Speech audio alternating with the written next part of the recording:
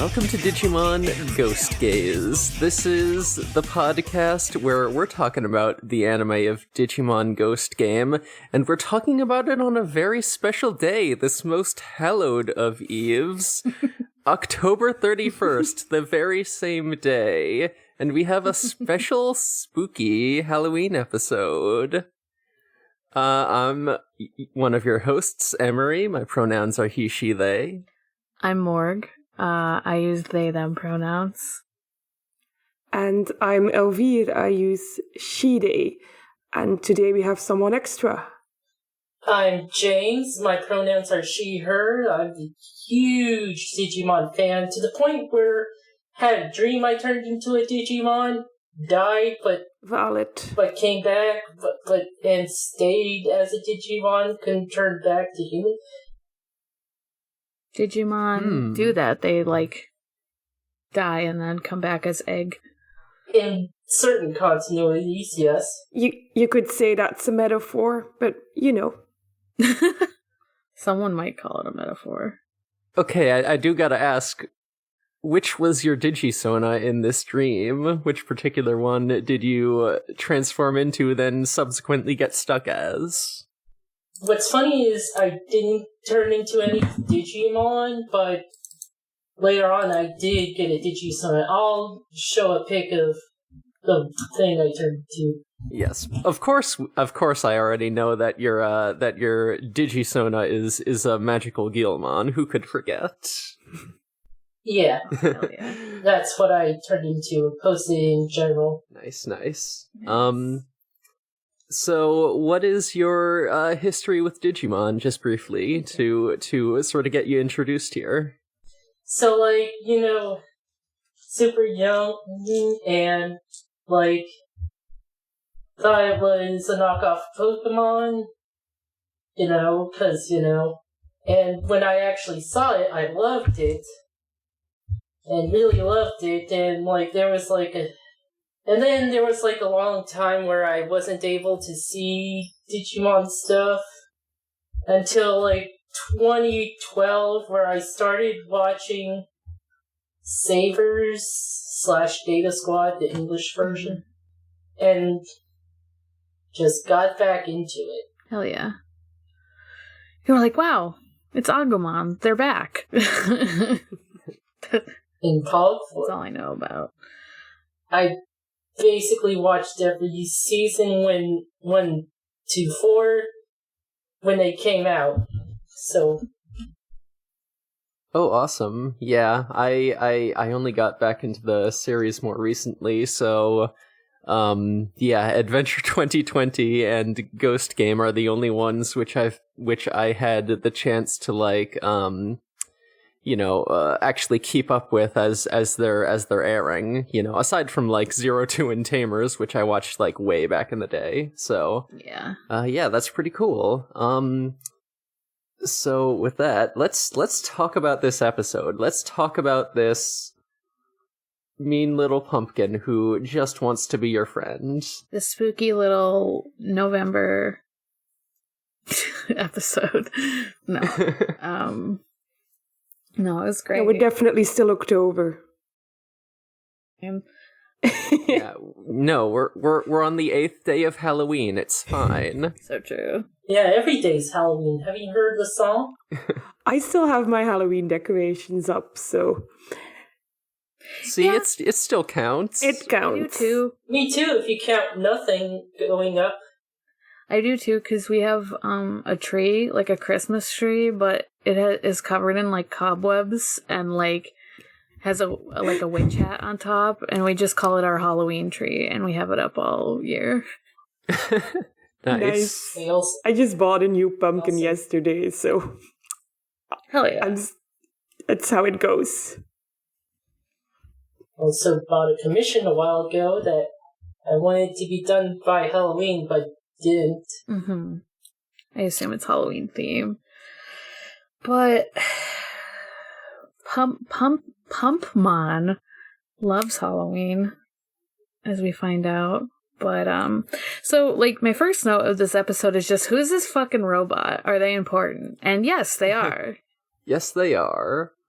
So we kind of start off with some folks taking a dance class in it.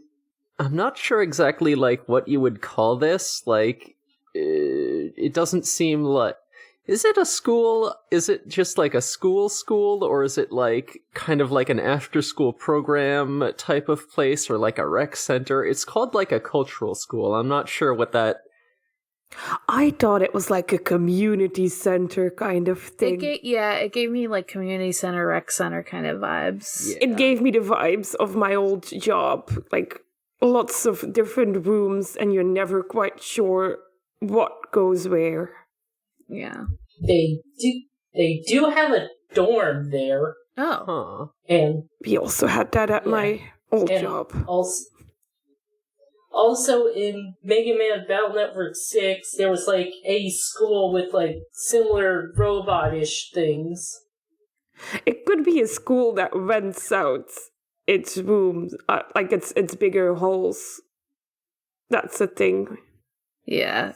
It doesn't. It was a place with a sports room and with classrooms. Yeah. And a Cosmo robot. For some reason. It has like it. Even if it's not a rec center, it has kind of recreational rooms. You know. Yeah. Places to dance in, places to decorate. You know, for Halloween. Yeah. And critically, this place is, just decked out in those, Halloween festivities. It is, we got pumpkin stickers, we got streamers. Everyone here is getting into the spooky season. I give the decorations A+. It was good. It was good. So one of the people from this class, he's walking down the hall like you do, all alone. He passes by 4 little sort of scarecrow guys with purple cloaks and pumpkin heads. So, and we are getting like the camera zooms on them like, ooh, which one of these is the haunted Pumpkinmon? Which one of these is gonna murder the boy? And the second one from the left is gonna murder the boy, because he gets jump scared and knocked out and dragged away. It should be noted that I'm gonna call him Pumpkinmon because that's what he was called in the adventure. Pumpkinmon says trick or treat. He does a very good honestly before attacking. It's a spooky voice, like it's just like whispered. And yeah, also we do get the little robot mascot aforementioned here, just sort of scooting on through the murder scene that has just taken place. There's just sort of like this little sort of Roomba guy rolling around and projecting a hologram of this school's robot mascot, apparently. Not my problem. Exactly, yeah, no. I didn't clock him as suspicious. I just like, this robot just vibing. That's fine. Yeah. Not programmed for this shit. It's just very like, fair. Holograms are everywhere, so it was like, well, maybe it's not a big thing, but later it like cuts to like more people being in the area, like decorating, it looked like Ruli and her friends, and like that's when we find out Cosmo-kun's name, but Angoramon's just there. Yeah. Yeah. Being his best self. Yeah, no one's giving a shit. No one cares. I was like, no one cares about this big, large, McHuge man that's just chilling with Ruli, but like, they're like, yeah, it's a hologram, wink. It's fine, he's a hologram, it's cool. He's not just a monstrous ghost made manifest through the powers of unknown technology. She's just a guy, don't worry about it. I'm just like, what would happen if anyone ran into him? They'd be like, what the fuck? But like, Ruli has been established as kind of weird, so I think everyone just like, right, that's the thing she would do, this weird-ass hologram. True, yeah. So Ruli says we're not going to get these decorations up in time. I wonder which one of my friends will do free labor for me. You know who it is. You know what? Oh, I forgot what they called him in the first episode. I don't remember either, but he's just like very, yeah, she calls Hiro because Hiro will do like anything because it's easier, as he says. Yeah, so... to just do it. Yeah, so Ruli calls Hiro and invites him over. As he's heading on over there, we get a little scene with him and Gammamon, where Gammamon learns about the true meaning of Halloween, which is dressing up in costumes and getting free candy. And he loves this. He calls them freaks. He calls people dressed up like freaks. It's pretty good. He also says turkey or retreat or something. Turkey or treatment. Something like that. Yeah. I love Gammamon's inability to say things correctly. I connect with that very deeply. And the kid's like, hey, a monster. And yeah, so Hiro's just like, shit, gotta get out of here. Just say it's Halloween, and you would have, like, a monster. Yeah, Hiro... Yeah. This is the day when Hiro has the most excuses for carrying around a little monster in his backpack, and yet still he chooses to run away from this young child, accusing him of monster possession. Maybe he just didn't want the kid to like feel it and be like, what the fuck? But he's like ducks behind a building, and he's like, he learned from Ruli that like you can make Digimon invisible to most people using the watches. He tries to do that by just like pressing buttons on it, and like he makes like just a bunch of grass show up on all the buildings and stuff. Like, you know how in the first episode, when Gammamon like first appears, there's just like grass all over his room, and his dad appears and stuff. It's kind of like that, but like everywhere around him, and just like people disappear. Yeah, they said it was like the digital world, right? Yeah. Yeah, it's entering the digital world. Well, they said it was like the digital world. I didn't know if that meant it was like part of the digital world, or it was like mimicking the digital world. Maybe we'll find out later, but I was interested in that because like when Angoramon sees it later, he's like, wow, it's like the digital world. And yeah, whether this is the digital world or not, it's clear that he's like entered some sort of alternate reality where like the buildings and stuff are there, but there's no people and also plant life. And there's still signs because Gammamon sees a sign with chocolate on it, and he's like, ooh, ooh, and he like runs into it and breaks the sign. Did he think he was gonna eat the chocolate on that sign board? Gammamon, Definitely. Absolutely. Gammamon, you need to learn what pictures are. I'm not sure Gammamon is aware of like object permanence at this point. We need to work up to that. Gotta say, Hiro not really being a good brother right now. Damn. Hiro, you gotta teach your brother what pictures are. You need to teach him the difference between 2-dimensional and 3-dimensional, otherwise he's gonna grow up into a fucking nerd with a body pillow. Oh no. Damn, don't call us out like this. What a call out. What the hell? So when he like presses the buttons again, and it makes like the grass disappear, and he like notices that the sign isn't broken. It's only broken in the like digital world area. Very strange. Usually in stories that have these two worlds that are very similar to each other things, they usually destroying an object in one world does destroy in the other one. Yeah, I think it's kind of interesting to take it in this direction, because then it's like, you know, they can do kind of as much destruction as they want without, like, it being like, wow, they're just killing people. We will not be reliving the Digimon movie in this series. Yes. Hopefully. Hopefully. You're right, it's only the beginning. This could go anyway. But it also, so it gets brought up later. But Hiro just, like, kind of keeps that in mind and, like, goes to the school/rec center or whatever that Ruli and her friends are decorating at to help out. Yay.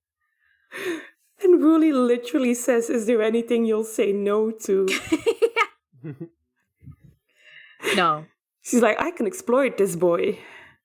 Yeah, no. Essentially. As previously mentioned, Hiro does just say, well, it's easier to just do what people tell me to, so we can kind of surmise from that he's just, like, very conflict-averse, very, like, maybe not the best at saying no and setting boundaries, which, whomst among us. Whomst among us? I was just like, wow, Hiro will really do anything he's asked to because it's easier. He's just me. I'm getting better at it as I get older, so he probably will too. Learn to say no, Hiro. It's okay. Yeah, also, Hiro tells Ruli that she can, just keep the Digivice, so Ruli's like, yeah, thanks, and to this point, Hiro has been calling her by her family name, so, she just says, you can call me Ruli, and I'll call you Hiro, so, like, they're friends now, it's cute. Yeah, Hiro seems so, like, shocked by this. Yeah, he's like, friend? How do I process this? Hiro, you've made a friend before. This shouldn't come as such a shock. I know. But he's made one friend before. I am shocked every time I make a new friend. Yeah, no, once again, relatable. Yeah, there was definitely a point where I had trouble making friends. Me too. Listen. Yeah. would we be podcasting if we didn't have some degree of social anxiety? Like, I'm sure we would all be talking to people face to face more if this were not if this were not our condition. God, so true. There's a reason this is without video. Well, yeah. But anyways, there's God, what was I saying? Oh, I was just saying, like, maybe this is the first, like, non-guy friend he made also. It might be like, wow. Oh, and he's at that special age where people start to realize that their friends are a girl, different genders. Oh my god, a girl! I hope it's not going in that direction, but you never know, right? I also hope it doesn't. And then we get another victim, I think. Yeah. Oh, yeah. So I did, for some it's reason, a nice build-up. I did go and bother to learn all the names of Ruli's 4 friends, because they were, yeah. they're really all their own individual characters with distinct appearances and personalities, and super duper easy to tell them apart. I wasn't having to go back and reference the scene where they were all introduced. So this is Nana, one of Ruli's friends, and she's just digging around in a storeroom for some electric candles. And then one of those pumpkin dolls pops up behind her and knocks her out. I'm glad you learned her friends' names. Yeah, it took me a second to realize they were candles. Oh yeah, they kind of look weird. Like, I think it's just because they're like... They were very abstract. They're like electric candles or something, so they like look weird since they're turned off. But yeah, like she turns one of them on and it's like, oh, there's a pumpkin man in front of me. Once again, he does the trick-or-treat thing before attacking. Spooky, spooky. She gets, like, dragged away. I like that all these people are just fucking dragged away like they're dead bodies or something. Just being the little feet dragged into disappearing a dark hallway. It's honestly, this episode's kind of funny when you realize it's a little guy just doing all this. Yeah. It's good that I really like Pumpkinmon, because otherwise I would have hated this episode. It had a lot of jump scares. I love this episode. I know we're doing it's a ghost game and it's gonna be scary stuff. But jump scares. Nah. The horror doesn't really affect me, but I am surprised by how much hard it goes into the horror. Yes, me too. Yeah, for sure. I really like that about it. And like I'm usually someone who's like easy to startle, so I'm kind of surprised I wasn't like more startled by these like jumps and stuff. Maybe it's just because they kind of broadcast them somewhat. So I think that helped. They're very easy to spot, but I failed. No, it's okay. Every single time. I think it's like everyone definitely has different tolerances for that kind of thing, and like, yeah, but like, it was funny enough for me that I wouldn't like stay into the scare, because it was kind of a parody of its own thing. Yeah, definitely. Yeah, for me, I feel like this series kind of has like a comfortable level of horror where, it's still like, it's still got like that creepy imagery and is like effective in, in its presentation of the horror elements, but also like, it's still a kid's show and everything's gonna be fine in the end. Although, it's a little touch and go in this episode, let's be real. Yeah, no. Like, people are getting knocked out and, like, dragged into, like, a spooky under-construction hallway where there's, like, closed off by, like, black curtains, so, like... No, it's getting a little spooky here. It's getting a little concern for safety. But then, to calm down, me personally, we get the best scene I have ever seen in any Digimon series. We get a scene of Gammamon doing absolutely nothing wrong. I laughed so hard. Okay, to describe the scene, Hiro talks to Angoramon about, like, how he came to the real world, and like how he got adjusted to the real world. And Hiro thinks about apparently the time he brought Gammamon to the principal's office, who farts in the principal's face, flies around, and like chews on books, and the guy's like, "Why'd you have to bring this here? What the fuck? Don't bring this hologram to school. Are you sure it's a hologram?" Is this really a hologram? And he's eating his books like, my man. Do some deductive thinking. It ain't hard. Yeah, this was after Ruli showed Hiro how to, use the Digivice to turn Gammamon invisible and intangible, basically like dematerialize him, and Hiro was like, wow, that would have been good to know earlier. And then we get this scene of like, I think it was a guidance counselor, not a principal. Yeah. And Gammamon is just like tearing around, just like doing nothing wrong, as I said, just eating books and farting on this dude. It's pretty good. We love this guy. I was like, dude, I don't think a hologram could fart in your face. Wow, technology has come so far. Technology is incredible.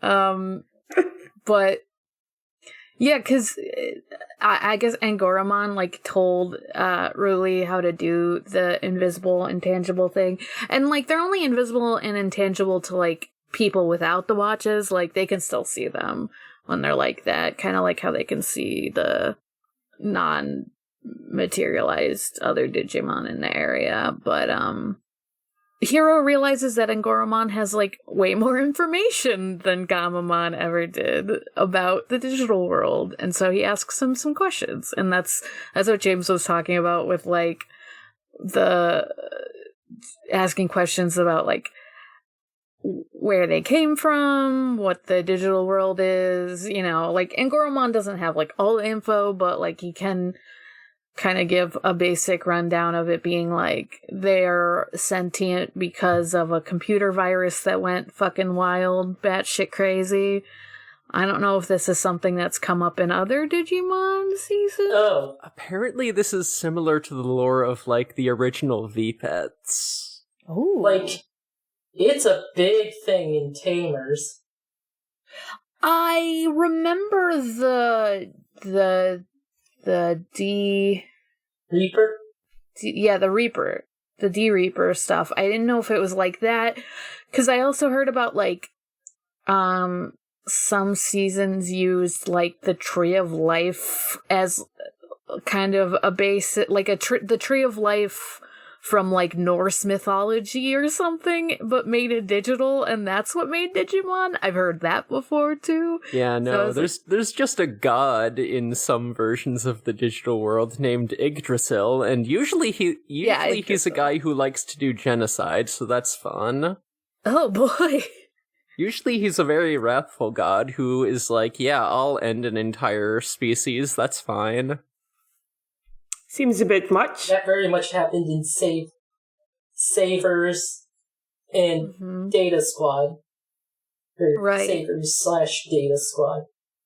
Yeah, so it's kind of like, well, is it like that, or is it a virus? Like, what's the virus? We don't know yet, obviously, but it's just kind of an interesting start for Digimon, because they're not all like virus type Digimon. You know, they have like 3 different types. There's like virus, vaccine, data, usually, if I remember correctly. And so it's like, well, they're not all viruses. They just were made by a virus or something. Yeah, so Hiro's like, yeah, I guess my dad's still in the digital world, and I wonder what he's doing, to which I respond, dinosaur MILFs, obviously. Obviously. Yeah, Lucky And they bastard. definitely. They even bring up that Gammamon's his brother again, and I'm like, Uh-huh. yeah, that's because... Mm-hmm. Yeah. Hello? His dad's surrounded by fucking dino milfs. Do the maths. Or maybe bat milfs, too? Dino bat. He's kind of got bat wings. I don't know any dinosaurs that got those wings. He's not a pterodactyl. Who here wouldn't if the opportunity arises? Again, whomst among us? I plead the fifth, but... So... Yeah, no. So the next scene, we get another spooky one, because Yeah. Nana's friend Moe is sort of wandering around. She, Moe. you know, makes her way into makes her way into sort of the cautioned off portion of the building, looking wait. for. Didn't she go to grab her phone in the bathroom?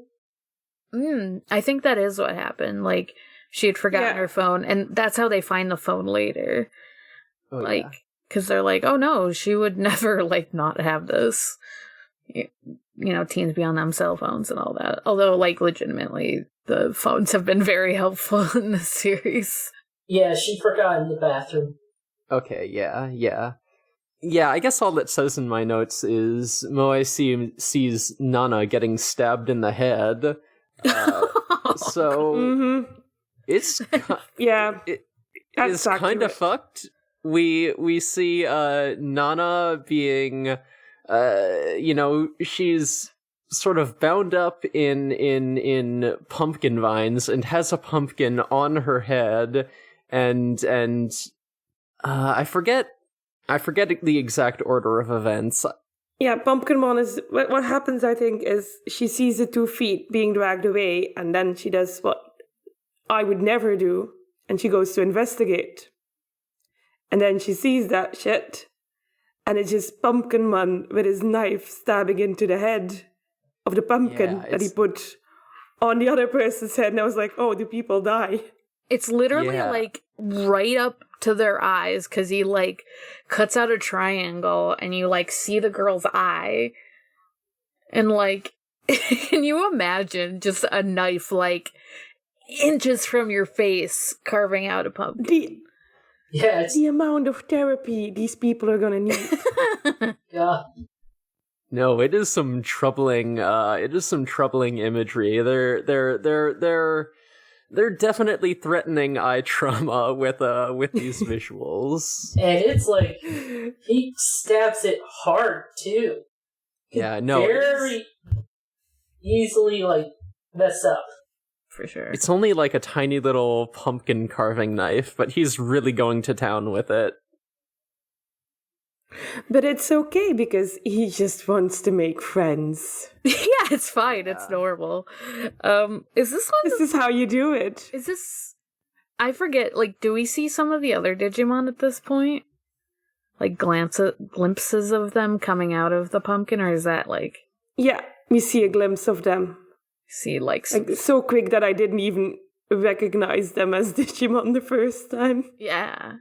There's other mysterious Digimon here besides Pumpmon or Pumpkinmon. I think this is where we get Cosmo glitching out, and it turns out that Pumpmon has been hiding inside like Cosmo's hologram this whole time.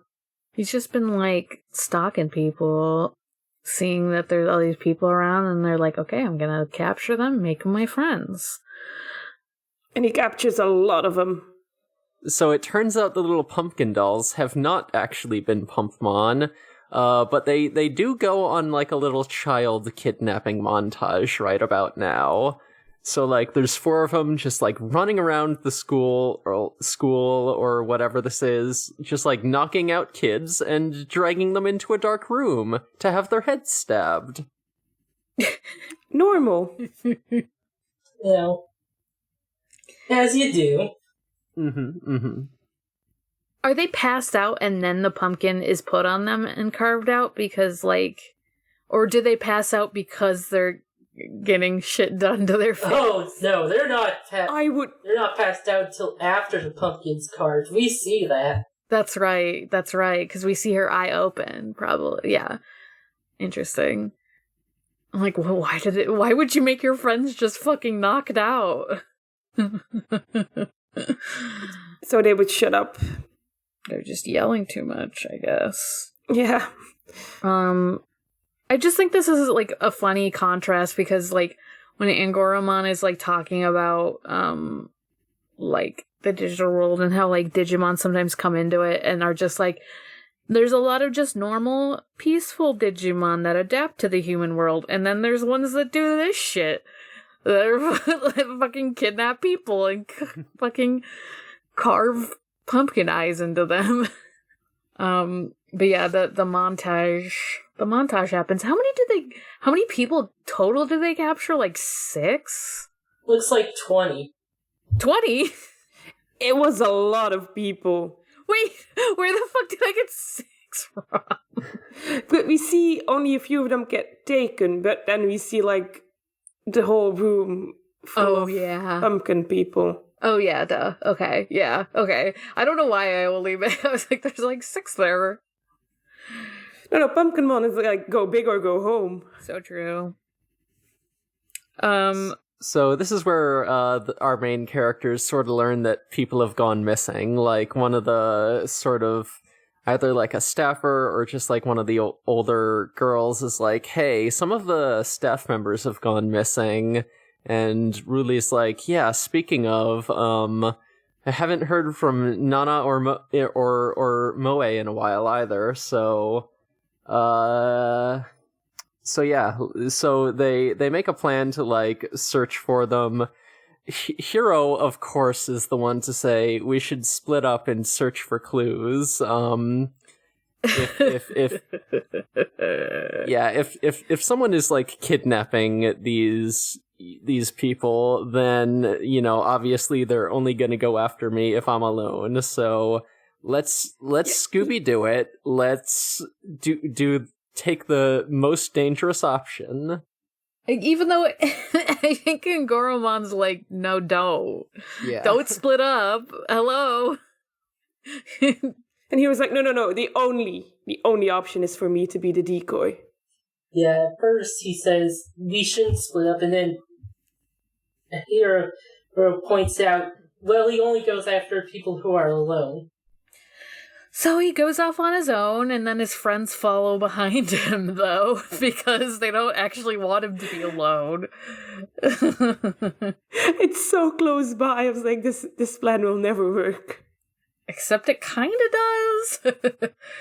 But that's because they're distracted by Cosmo-kun just, like, coming up behind Ruli, and they're like, what the hell? Why is it glitching and, like, running into walls and being a freak? Sometimes you just have a bad day. Yeah. The hologram itself, like, disappears into the weird Roomba-looking thing, and they're just like, huh, weird. But then they realize Hiro's gone while they were distracted. Yeah, and this is also where they notice one of the pumpkin dolls, and the Candlemon that is apparently inside it, because they sort of let that slip and accidentally phase their actual body out of, like, the little pumpkin disguise. Yeah. It was kind of cute. So they're like, oh, let's go after that one. Hiro will be fine, probably. And he is fine. He meets a regular group of friends. I wrote down Hiro finds the pumpkin patch. That is what he finds. It is. He just finds some normal people with normal pumpkins on their heads. For a minute, I thought he was controlling the people to attack Me too. other people. I also thought this before I realized it was other Digimon inside of them. I was like, oh, how is he controlling these humans? But no, he has the humans just, like, knocked out and have their pumpkin heads just, like, chilling on the floor. And then the, like, pumpkin-headed scarecrow guys are, like, possessed by other Digimon. Yeah. I think it was, like, what, Candlemon, or, like, what? Candlemon and Akakimon. Ikakimon. Yeah. Yeah, so Pumpkinmon's, gestures to all the unconscious people with pumpkins on their heads and says, these are all my friends. Every friend group has one of these. An unconscious guy with a pumpkin on their head. An unconscious guy with a pumpkin on their head. An unconscious guy with a pumpkin on their head. Oh, it's actually a tag yourself game. Tag yourself, I'm the Candlemon. And Hiro has to tag himself as an unconscious guy with a pumpkin on his head.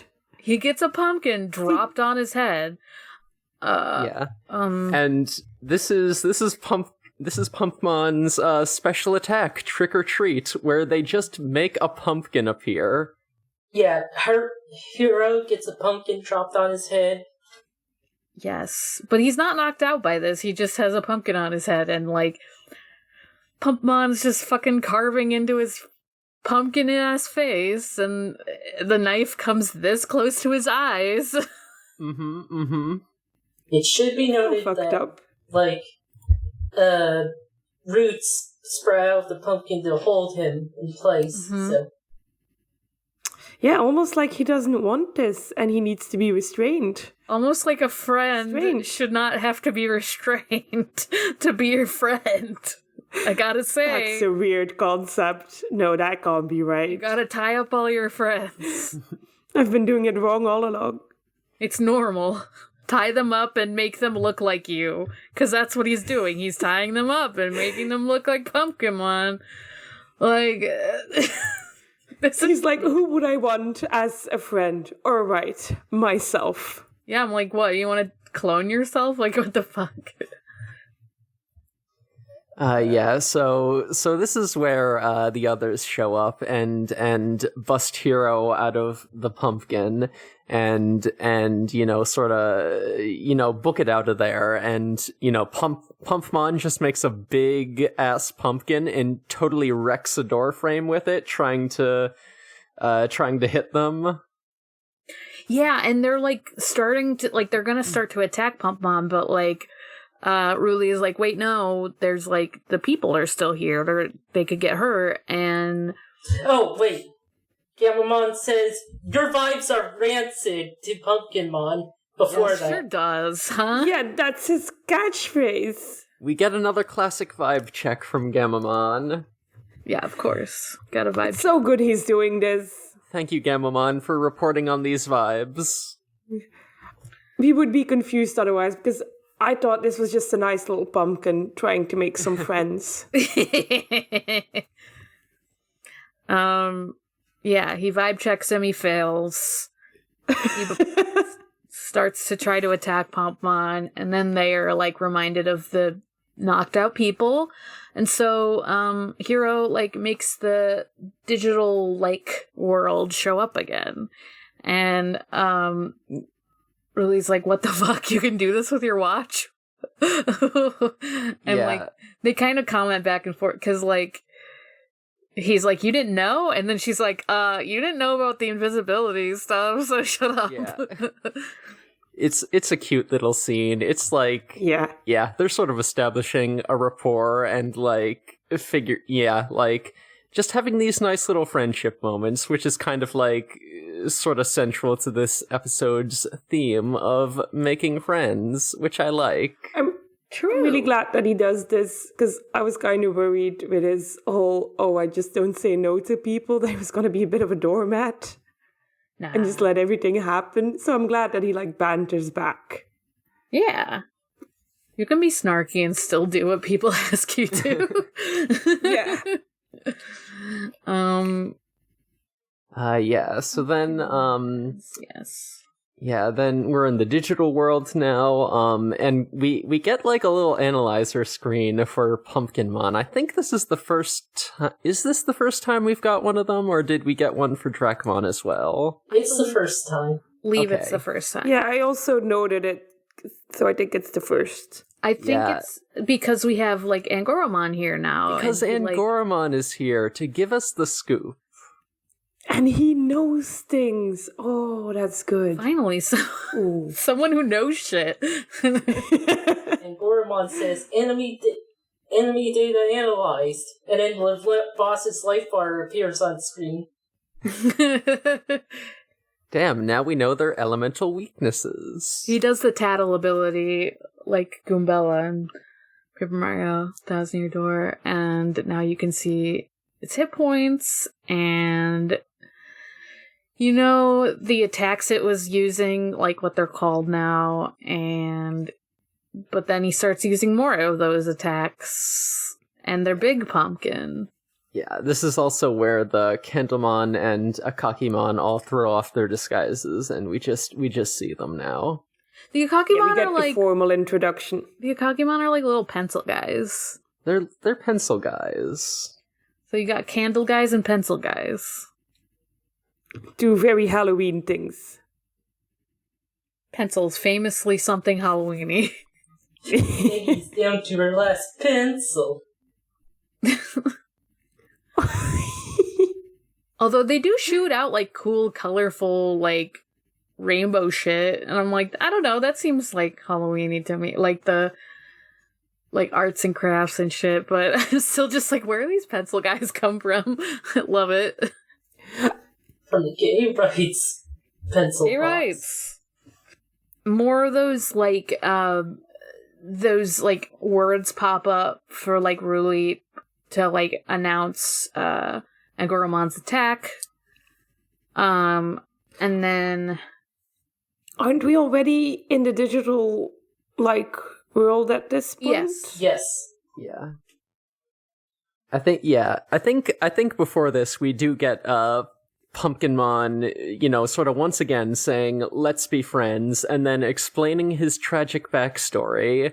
Oh, that's right. Yeah, so basically, like, when he came to the human world, he was like, you know, just kind of an invisible little guy, you know, not really able to interact with anyone, and was very lonely. But then, you know, once a year, Halloween rolls around, and, you know, we get these pumpkin decorations everywhere. So, of course, Pumpkinmon is like, oh, that's my face. People must be celebrating me, and they're wearing these little pumpkin costumes, and they've got my head on their head, so that must mean we're friends. So And once a year, I get to have a lot of cool friends who all love me, even though we're unable to interact. So this confirms two things. One, Digimon have been around for at least a year. Two, what the fuck are the other Digimon to you then? Damn. Really? It's just the fame went straight to his head. Well, you can't really put a pumpkin head on a pencil or a candle, you know? Well, you could put one on a candle, and that would make a make a jack-o'-lantern, but... Yeah. He did turn them into pumpkin people. He made them dress up like him. And you can put one on a pencil. Yeah, I mean, I'm thinking it would just poke through the top, though, you know? Yeah, true. Yeah, so Hiro starts to explain that that's not what friendship is about. Friendship is about, you know, he starts giving the whole speech on friendship, but then Pumpkinmon just throws a pumpkin at him. It's a big pumpkin. Yeah, so Hiro's like, look, friendship is power and magic, and Pumpkinmon's like, giant pumpkin! So yeah, I think then, they start running away. This is all, the Candlemon use their special attack, At this point, they're like, no, actually, we're getting ahead of ourselves. Oh? Yeah, the friendship speech is after the secret plan making. Yeah. Thing. Yeah. They start the fight, they make a secret plan. Yeah, I didn't get the plan, but it works. The Digimon are chasing them around. Yeah. We do get Angoramon's special attack, Petite Tornado, which is definitely a callback to Terriermon and Lopmon's Petite Twister. So Hiro makes a plan. Basically, he splits off and gets them to chase Ruli. Then sort of sets up a decoy in a dark room with Ruli's jacket on a statue. So Pumpmon summons a big pumpkin and just thinking it's Ruli, just totally smashes the statue to bits, which is wow. Good social skills. What an icebreaker. You're really good at this.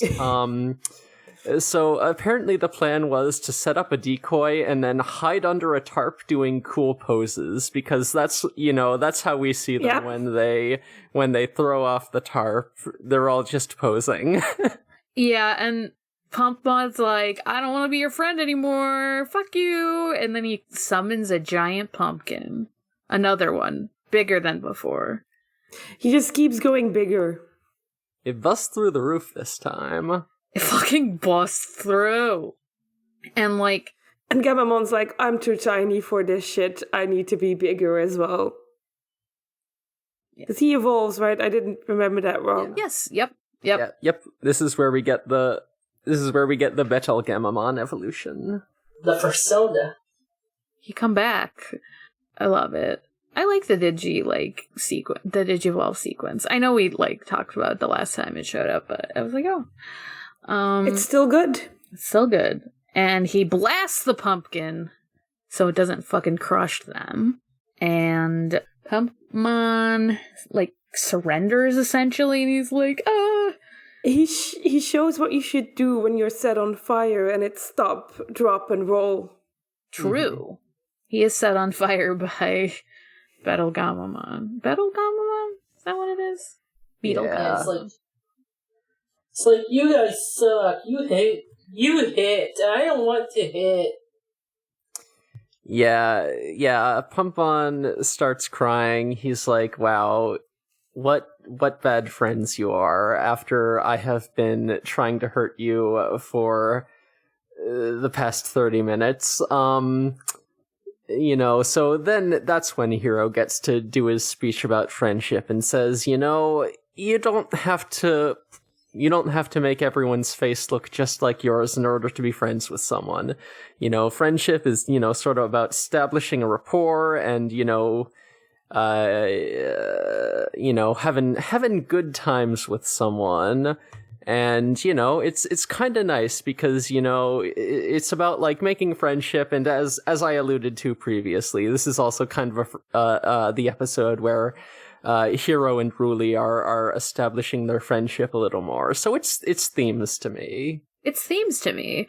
And they I think Pumpmon, like, asks if they'll be his friend, and they're like, well, you did kind of hurt us, but we could try. Essentially. Yeah. And then Pumpmon is so happy about having made friends with some humans. He's cheering and celebrating, and all, you know, the Candlemon and Akakimon are hootin' and hollerin' too. And then Hiro's like, okay, let's all go back to the real world together where we will continue to be friends. So then, you know, he enters the sequence on his Digivice, and just all the other Digimon are gone. It's just the protagonists, and it's like, well, guess we ditched them. Oops. Yeah. Also, the idea of Pumpkinmon just being like, he goes to Candlemon and Akakimon, he's like, I made friends. And it's like, what are they to you then? Like, yeah. What does he think about his actual friends? I know, I was wondering Not that much. too. I mean, he does specify that they're his first human friends, but I'm also like, well, these guys are your friends, and you can actually, like, touch them, even when you're not in digital world together, so... I'd be pissed as fuck if one of my friends walked up to me and was like, yo, I made a human friend. I honestly thought he was going to attack again after that. Well, there was some precedent for that because Dracumon has kind of betrayed them without them knowing. So I could see that for sure. Or Dracmon, whatever the fuck his name is. There's a U in it. I got confused. But we know who you mean, and that's the most important thing. That's kind of where it, like, ends, I think. Yeah. We do get Angoramon. He says a little phrase. I did not write down what it is, but it kind of seems to be establishing a trend where he closes out the episode by just, like, you know, having a little line about the contents of the episode, you know, saying it in a way that kind of sounds like a proverb or something, but is actually very specific to the events that just occurred, so we like it. It's like, Angoramon, your experiences aren't universal, but I'll accept it anyway. Halloween is when demons are summoned, and then when demons are summoned, you put out a pumpkin to ward them off. But what if the demon is a pumpkin? Dun dun dun! Yeah, so that's the episode. I do like that the next dawn we see that we get a new friend. Yeah, we see the least haunted boy ever. I know Maria's seen it already, but I'm excited to watch it. I haven't. I'm so excited because everybody's so happy about the episode, and I'm hyping it up so much. Yeah, next week is the Jellymon episode, and I really love the Jellymon episode. Yeah. Can't wait. Oh yeah, you also don't have premium, so like me, you have to wait a full week. Yep. Rip. That's horrible. Yeah, rip to all my homies who can't share a premium account. And You listen, piracy is always an option. So true. Digimon did say be gay, do crimes. and also Digimon would approve of piracy. Mm-hmm. Yeah, definitely. I mean, it's the only way we can play some Digimon games. It's I didn't true. think about that.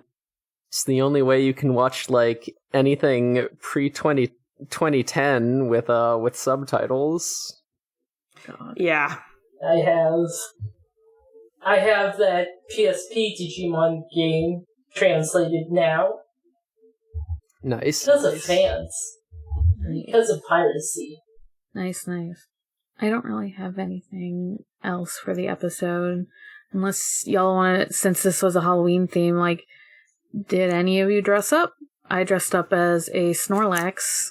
I was, just in a Snorlax onesie, so... I know, Emery, at least your persona dressed up, even if you didn't. Yeah. I dressed up as someone who slept for, like, way too much and practically slept through Halloween.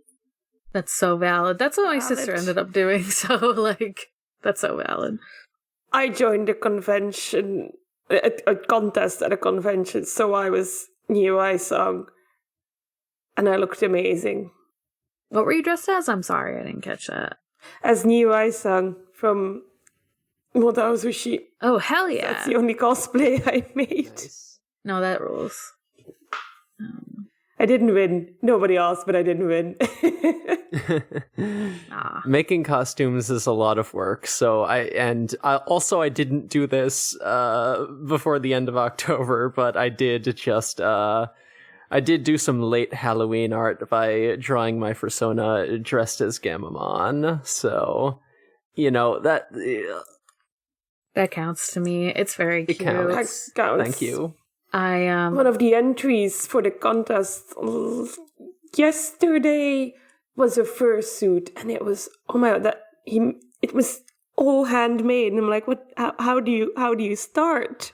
Where do you start? Yeah, it looked so good. It was so impressive. I think it got like second place. They're either extremely expensive or extremely hard to do yourself. Yeah. Salute to anyone who's fucking made a fursuit, honestly. But yeah, fursuits are really fucking cool. But I would, that sounds like so much work, and I would absolutely have no idea where to start. So yeah, that is. Respect. I'd be too sweaty to have one, honestly. I'm gonna be real. Yeah, I don't handle temperature well, so same for me. Same. None of us do. I'd rather just wear, like, a onesie of my Sona or something. Like, that would be cool. That'd be neat. Yeah, that'd be pretty cool. I don't have a fursuit, but I know that the maker of real-life comics, a webcomic from long ago, her daughter is a furry, and they made a fursuit for her. Nice. Oh, nice. Yeah, cool. Love that stuff. When, like, parents are just like, hell yeah. It just reminds me of, like, the Insane Clown Posse guy who, like, got a fursuit for himself and his daughter. I think that's very cute. That's adorable. And very funny. Yeah, so I think that was pretty good for a fun little segment since we didn't really come up with anything. But, so I guess we can wrap up now, probably. Yeah. My podcast energy is my meter is running low of podcasting energy. So let's close it out. Yeah, so James, since you're our guest, where can we find you? So, I'm more of a streamer than, like, a podcaster. And, like, I stream to my YouTube. My YouTube is James Mason. Mm-hmm. And, like, I'm putting the link to it in the general chat. Yeah, I'll add that to the show notes. Yeah, James would post it if you want to, like, join the Digimon Ghost Gaze Discord, which we'll talk about after our personal plugs, since I kind of already started with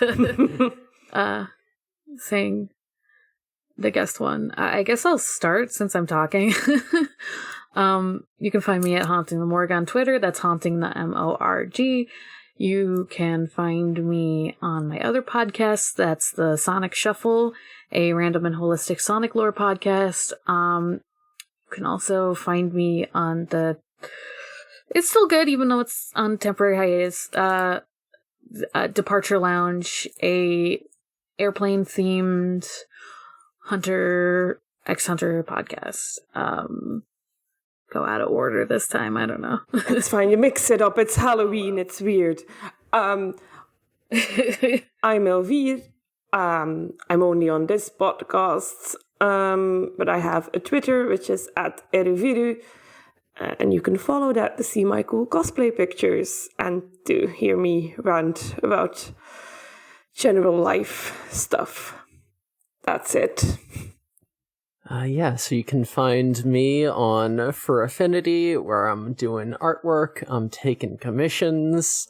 I posted that aforementioned drawing of my persona in dressed as a Gammamon, so that's pretty cute. You can look at that with your eyeballs. You can also find my other podcast, Going Will Hunting, which is also a Hunter x Hunter podcast. I hope we can release more episodes soon. That would be really nice, because where we are with recording, we're a good ways into the Chimera Ant arc, and oh my god. Yeah, we're getting kind of unhinged, because, Togashi made Chimera Ant arc kinda horny, and we're just taking that energy and running with it.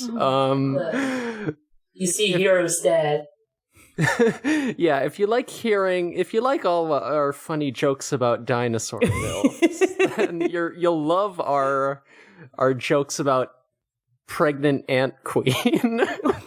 Oh god. Or you can wait for a commission I'm getting to come out soon. I'm sorry. Wait. You can't just say that. Oh god.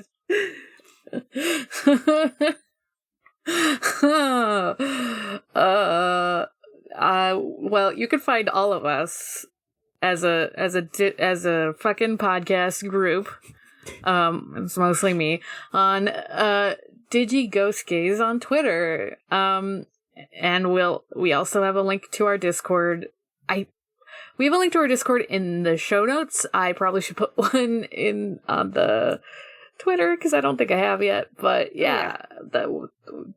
We do a lot of talking there. And then you can find us and more podcasts on Noisepace.xyz, a podcast incubator. Yay. And it's said because the person who made it is Canadian.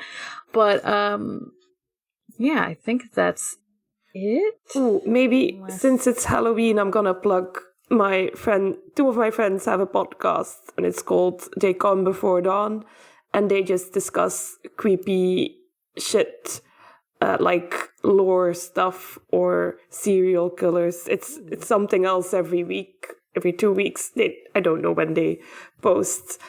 It's kind of rough audio-wise in the beginning, but they get better, and it's really fun. So give them a listen. Cool. Nice. There's some spooky podcasts on Noisepace, too. There is. Yeah. Oh, no, Roy's Nightmare in Error. And Fear Love People. that one. And is listening to the Nana Roy's stuff for a few weeks now. I recommend it. Yeah. Just skip the Smurfs episode when they start talking about Blue Velvet Nursery. You can kind of, recommend avoiding that particular segment. That gets a little gnarly. But the rest of the episode's pretty good. Yeah. All right. I think that's it. So, until next time, all you poltergeist ghouls and non-boonaries, see you later. Spook you later. Spook you later. Spook you later. Dino spook you later.